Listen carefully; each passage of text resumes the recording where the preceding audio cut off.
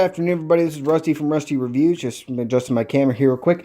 I'm here to talk about something I've already reviewed once, but one, I wasn't satisfied with the review, and two, I wasn't satisfied with the reception of the review. Now, that might have been my fault, how when I posted. It was only on Facebook, and I think at the time it was my first video review I've ever done. So I'm coming back to the Vice Industries holster. Now, one big thing I want to talk about is that Orion, the owner of Vice Industries, has been working on this holster design for about 8 years. Now, it's about as good as you can get for a holster. Now, we're going to go ahead and take some looks at it on the inside here in just a minute. But first, we're going to show its retention capabilities. Now, first, we're going to go ahead and clear my weapon. Okay, it's clear, no magazine. And just without it in the waistband. Okay, oh, I was way out of picture there, wasn't I? Wow. Just out of my waistband, it still has a pretty good amount of retention, okay?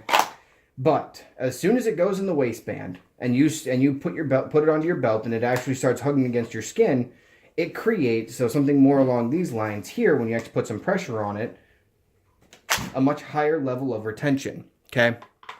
So Orion made this one for me for review for my Glock 22, which is very common because a lot of police departments are using the Glock 17 and Glock 22 still.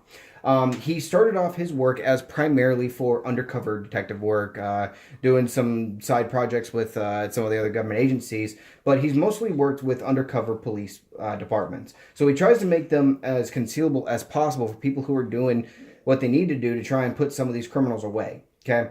We'll talk about some outside features first. One, this is made out of a very nice Kydex. He uses a CNC cut mold that creates the design of the gun, so it fits in perfectly for retention wise.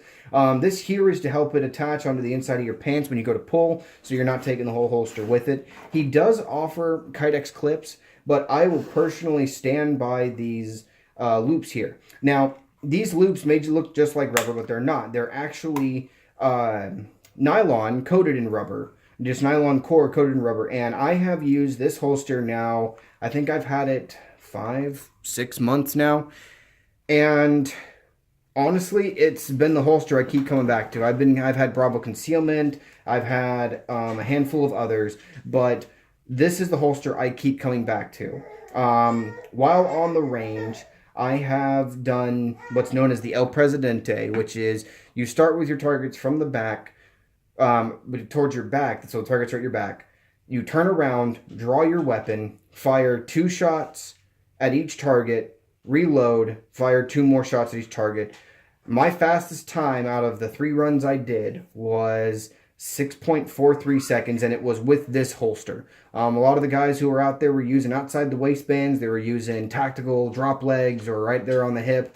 And I don't know if that has something to do with my holster or just the way that I draw my weapon, but I will give a lot of credit to the holster because a quality holster does get you what you're looking for. Now, we're going to go ahead and see if we can get some good inside here on the holster. There we go. Now, this holster probably has roughly, I do an initial 500 for draw, add on top of my days at the range. I'm probably going to say probably close to